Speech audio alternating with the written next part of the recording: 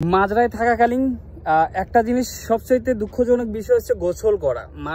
মানুষের গোসলের পানি রান্নাবাড়ি যেমন তেমন মনে করেন যে এখানে ঠান্ডার সময় ঠান্ডা থাকতে পারে। যেমন মনে করেন যে উটেরা পানি খাইতো, এখানে উট থাকতো, তো উটেরা পানি খাইতো, উটের পানি খাওয়ার জন্য এগুলো এরকম করে রাখে। আর এই যে মাঝে মধ্যে রাখা যেত এরকম ট্যাঙ্কি, আমরা যে বাংলাদেশে ট্যাঙ্কি লাগাই সেই ট্যাঙ্কি রাখা যেত। এখান দিয়ে হয়তো ওই যে সাইডটা দেখতেছেন এখান দিয়ে উট থাকতো, সম্ভবত যে চারপাশে ঘেরা আছে সম্ভবত উট রাখতো এখানে।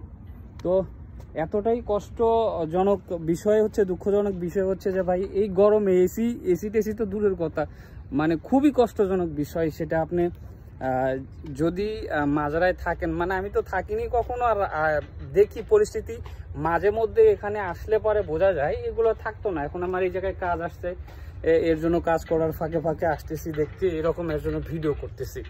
তো ভাই চিন্তা ভাবনা করে আসবেন ইনশাল্লাহ। সবাইকে আমি বলবো যে ভাই প্রবাসে আসার আগে 10 বার চিন্তা করবেন যে হ্যাঁ আপনি কি কাজ করবেন আর কোথায় যাচ্ছেন, কিভাবে যাচ্ছেন। এই যে উট থাকতো এখানে, উট নইলে ভেড়া থাকতো, ঠিক আছে। তো সবাই ভালো থাকবেন আর দোয়া করবেন, আর ভিডিওটাতে লাইক করবেন। আমি মাঝে মধ্যে এরকম ভিডিও পাবো আর কি ইনশাল্লাহ।